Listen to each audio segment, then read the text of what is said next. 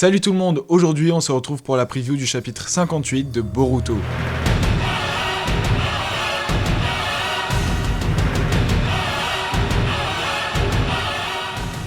Pour ceux qui ne sont pas au courant, la chaîne a désormais un Discord. J'avais déjà consacré une vidéo un peu explicative pour dire ce qu'il y avait dedans, même si la vidéo était pas très complète et que je suis pas très bon pour les présentations.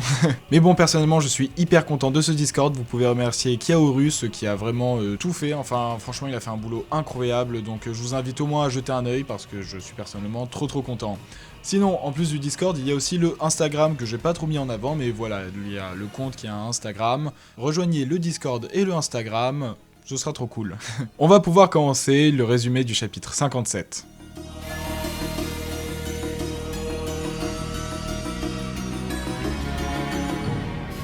Code n'en croit pas ses yeux. Il est face à Eida, celle qui sait tout de ce monde. Jusqu'à ce moment précis, il n'était pas encore convaincu si Boro avait bel et bien désobéi. Il n'avait pas évoqué ses soupçons à Jigen car il voulait éviter d'avoir à tuer un ami, surtout si ses soupçons n'étaient pas fondés. Mais finalement, cet acte de trahison lui aura été favorable. Malgré les avertissements de Bug, Code brise le caisson, libérant Eida qui l'entoure de ses bandes. Code est d'abord courtois, mais elle reste indifférente. Il tente alors la force mais se voit incapable de la tuer, comme si ses membres ne lui obéissaient plus. Eida s'excuse pour son impolitesse et invite les deux hommes à l'attendre au bar, le temps qu'elle se prépare. Comme promis dans le précédent chapitre, Naruto organise une réunion des 5 Kage. Covid-19 oblige, leur réunion se fait par Zoom. Ça a beaucoup moins de panache que lorsqu'ils sont physiquement présents, je trouve. Dans un premier temps, le sujet tourne autour de Code, qui va chercher à se venger de Naruto et tous ceux impliqués dans la mort de Ishiki, mais qui va aussi chercher à planter un Jubi sur Terre. Il faut l'arrêter au plus vite. Des éclaireurs de Konoha ont déjà été envoyés enquêter dans la base de Kara, sauf que celle-ci se trouve dans une autre dimension, et tous les téléporteurs permettant d'y accéder sont HS. Dans un second temps, suite à la méfiance du Raikage vis-à-vis du scientifique, Naruto avoue ne pas faire 100% confiance à Amado, mais celui-ci s'est tout de même montré crucial dans la victoire face à Ishiki. Cependant, pour Gaara, le plus préoccupant n'est pas Amado ou même Code, mais bien Boruto. S'il venait à se transformer et à devenir une menace du même niveau que Ishiki, Naruto serait-il capable d'éliminer son propre fils? Le Hokage répond avec une phrase toute faite, il remplira son devoir. Plus tard, Naruto rejoint Amado. A l'inverse de Sasuke qui est déjà résolu à tuer son élève si la situation l'exigeait, Naruto quant à lui reste dans le déni. Il n'a pas envie de croire que son fils puisse cesser d'exister, surtout si c'est pour se transformer en une créature aussi malfaisante. Et Amado le comprend totalement. Lui aussi avait une fille qui est morte il y a de ça déjà 12 ans. Mais il rectifie les propos de Naruto. Ce n'est pas qu'il n'a pas envie d'y croire, c'est qu'il n'a pas envie de renoncer. Amado lui confie alors des pilules. Elles avaient pour premier objectif d'affaiblir le Byakugan de Jigen, mais pourraient s'avérer efficaces dans le ralentissement du dégel du Kama. Mais les effets secondaires sont inconnus et peuvent aller d'une simple baisse de la vision jusqu'à la mort. Niveau zone d'incertitude, on est sur du lourd. Prendre ces médicaments devra donc être le résultat d'une mûre réflexion, et ce sera bien sûr à Boruto d'avoir le dernier mot. De toute évidence à tenir très éloigné d'Hinata et Imawari. Naruto le remercie. De retour à Code, celui-ci est éperdument amoureux de Eida depuis qu'il lui a posé les yeux dessus. Il s'agit d'une de ses capacités, la rendant capable de voler le cœur de n'importe qui, homme ou femme, du moment qu'il n'est ni de sa famille, ni un Otsutsuki. En plus de cette aptitude, on peut compter le Senrigan, l'œil des milieux, qui lui permet d'observer des scènes n'importe où en temps réel, comme la réunion des 5 Kage qui a eu lieu en parallèle, ou dans le passé, du moment que ces événements n'ont pas lieu avant sa naissance. Même si elle ne peut pas voir l'avenir, ses nombreuses observations semblent lui permettre de déduire de futurs événements. Elle avait par exemple deviné la venue de Code et qu'il chercherait à se débarrasser de ses limiteurs. Cependant, seul Amado semble être capable de l'en libérer, à l'aide d'une reconnaissance de l'iris et de sa voix. Malheureusement pour Code, une simple métamorphose ne suffira pas, car d'une part, Eida ignore le code secret, mais aussi car Amado a technologiquement modifié son iris de manière à ne pas être répliqué à l'identique. Ce qui est ennuyeux car Code ne veut pas risquer de se rendre à Konoha pour lui voler un œil, de peur de finir dans le même état que Delta après qu'elle s'y soit introduite. Par ailleurs, Eida aussi a des comptes à rendre à Amado. Elle a l'intention de le tuer pour lui avoir volé la possibilité d'un amour normal. Car tout le monde tombe amoureux d'elle au premier regard et elle ne peut distinguer une personne qui est sincèrement amoureuse et une autre qui est simplement tombée sous l'emprise de sa technique. Mais elle a été impressionnée par Kawaki face à Ishiki, et étant donné qu'il est 80% Otsutsuki, son amour réciproque devrait être sincère. En gros, elle veut se taper Kawaki car il peut sûrement ne pas se faire hypnotiser. Et aussi parce qu'il est beau gosse, faut le dire. Mais il y a Boruto dans le même cas, qu'elle trouve aussi mignon. Elle se contentera de celui que Code n'aura pas sacrifié à Jubi. Les deux cyborgs lèvent leur verre et trinquent à leur nouvelle alliance.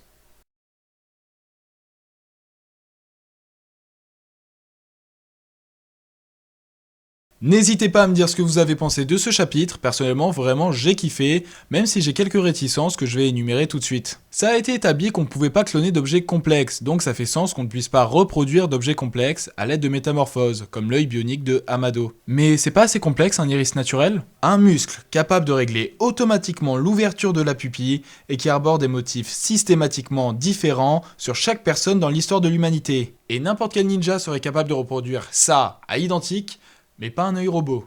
Surtout que l'œuvre tente de rendre floue la limite entre technologie et nature, donc j'aurais trouvé ça plus pertinent de dire que l'œil naturel de Amado est à la base un objet trop complexe à reproduire à l'identique par métamorphose. Mais bon, c'est même pas vraiment un défaut, c'est juste que j'aurais trouvé cette approche plus intéressante. Dernier défaut, le Senrigan. Parce qu'il n'y avait pas assez de dojutsu comme ça. On a créé des yeux spéciaux pour deux clans du village, le Sharingan et le Byakugan. Oh, c'est cool! Mais le Sharingan peut évoluer en Mangekyu Sharingan.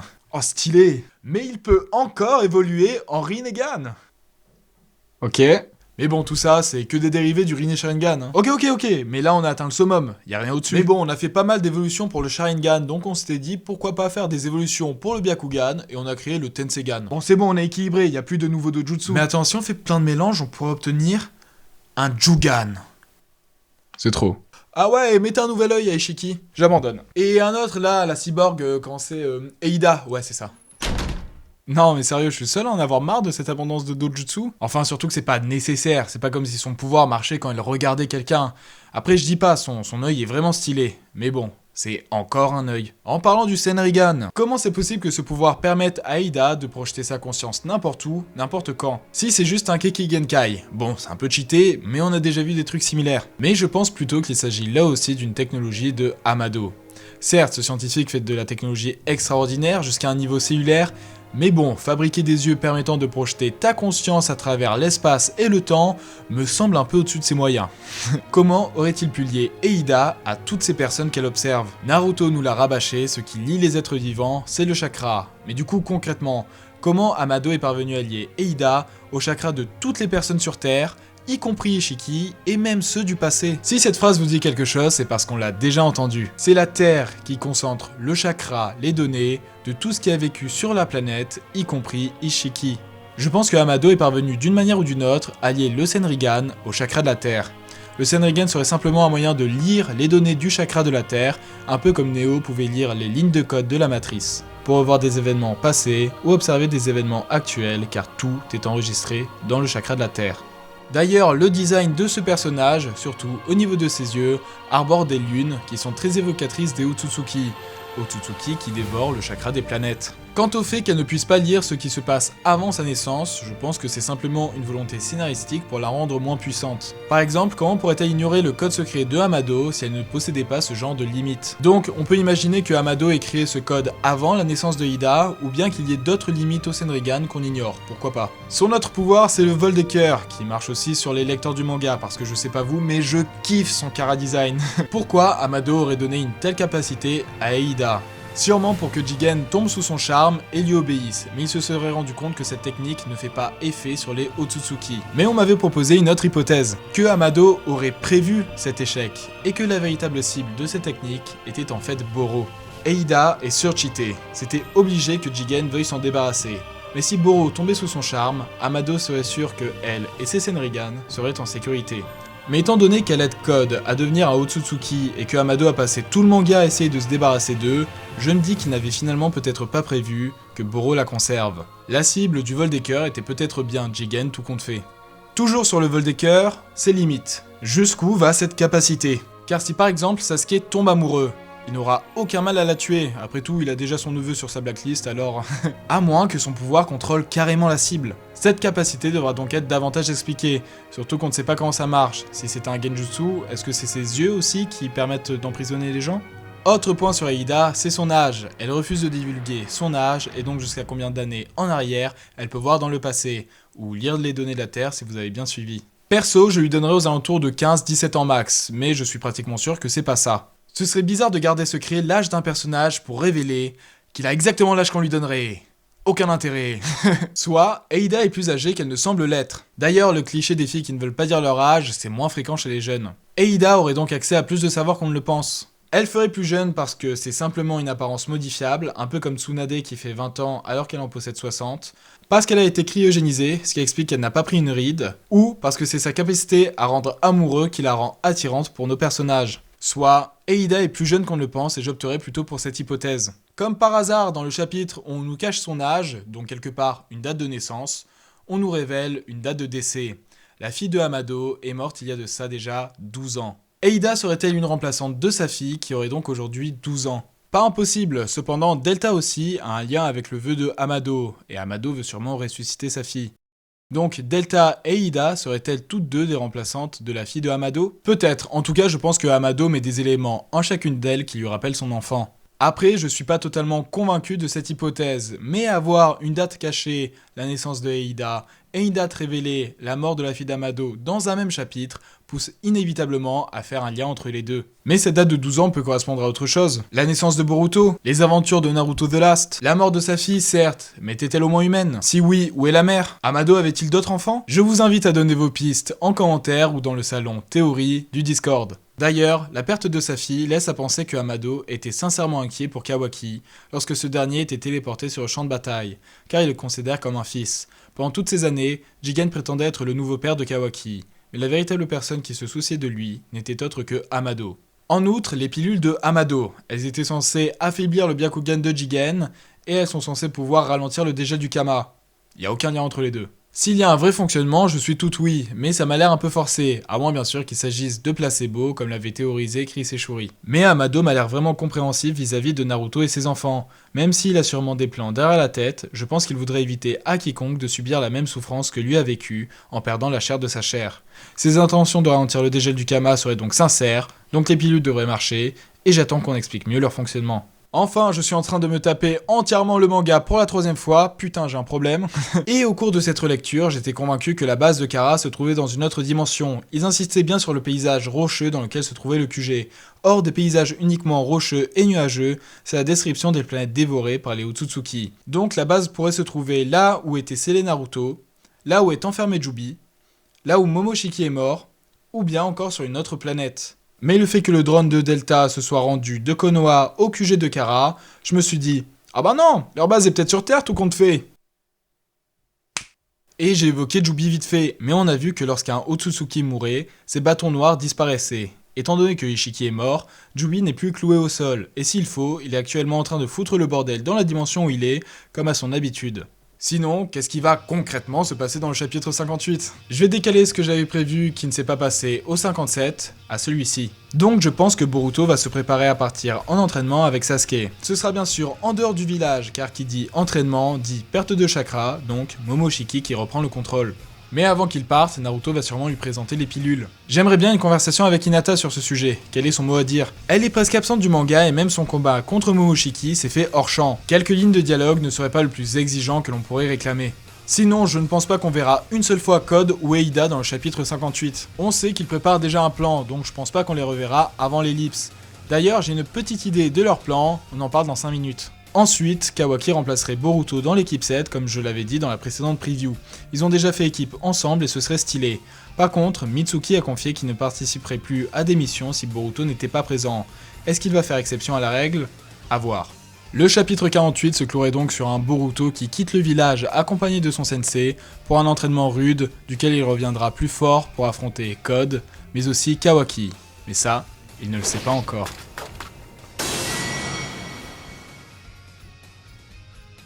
Selon moi, l'ellipse arrivera au chapitre 59, max 60. Et je pense que c'est au cours de cet entraînement que Sasuke fera la cicatrice à Boruto, car il aura perdu le contrôle. Certains auront remarqué que quand Boruto se transforme, il perd son bandeau à cause de la corne qui lui pousse. Or, il le portait forcément lorsqu'il a reçu la cicatrice.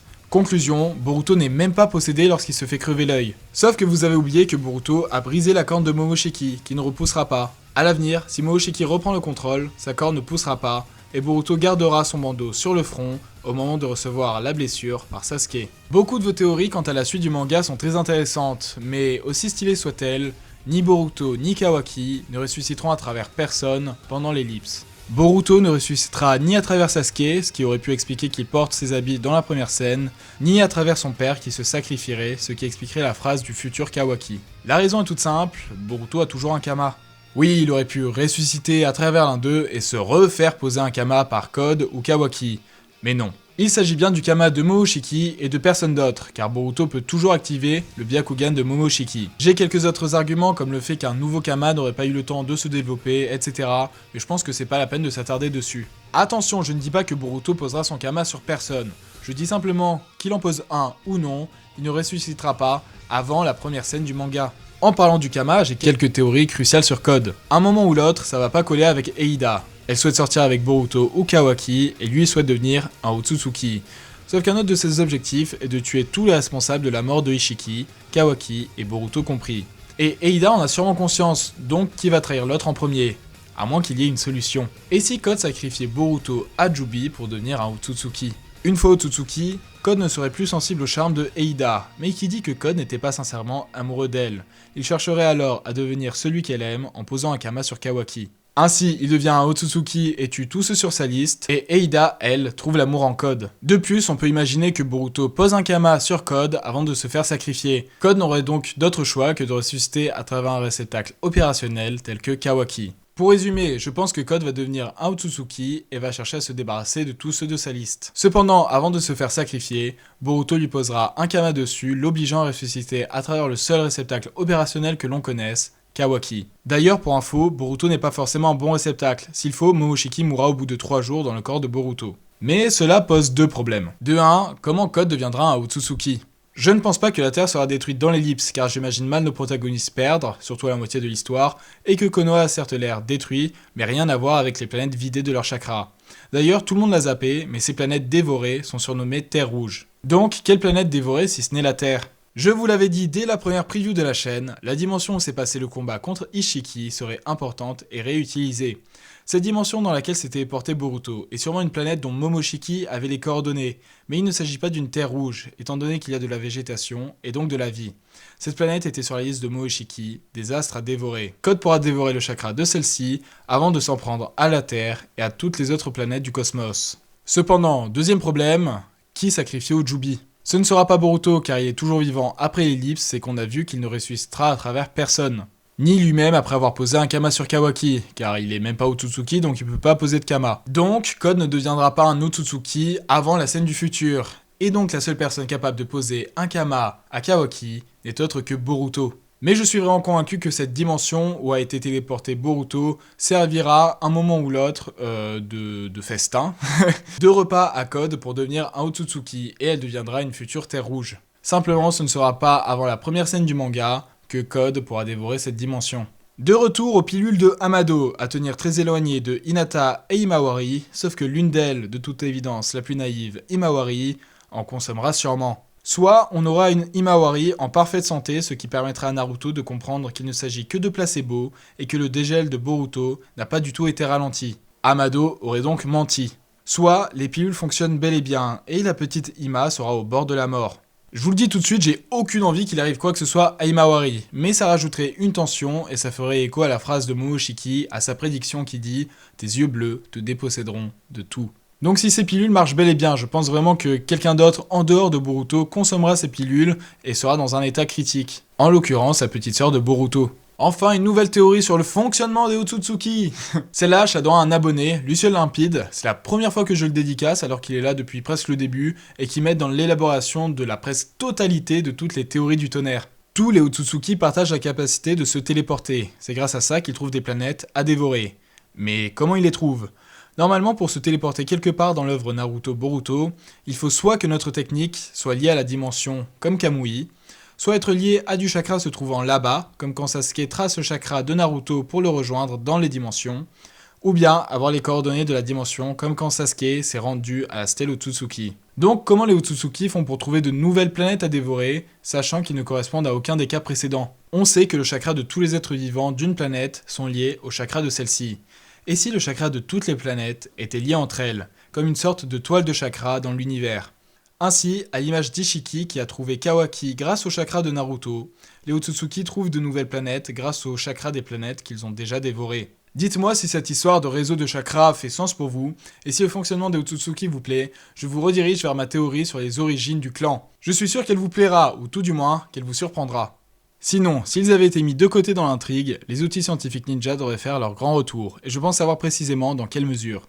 Boruto pourra utiliser des outils scientifiques ninja s'il est presque à court de chakra, et pourra tout de même utiliser des ninjutsu sans épuiser ses réserves et risquer de perdre le contrôle face à Momoshiki. Boruto qui au début détestait ces outils, qui a commencé à les apprécier, finirait par s'en servir pour sauver l'univers. D'ailleurs, dans cette scène du futur, la manche droite de Boruto est déchirée, comme la fois où il a utilisé un Rasengan géant contre Momoshiki. Je vous laisse imaginer quelle situation aurait poussé Boruto à se servir d'une telle technique, à moins qu'il s'agisse d'une nouvelle technique qu'il a appris lors de son entraînement. C'est la fin de cette vidéo, n'hésitez pas à me dire ce que vous en avez pensé, vos théories, à rejoindre le Discord et le Instagram de la chaîne, et n'oubliez pas, observez, déduisez, partagez. Je vous dis à bientôt pour une prochaine preview.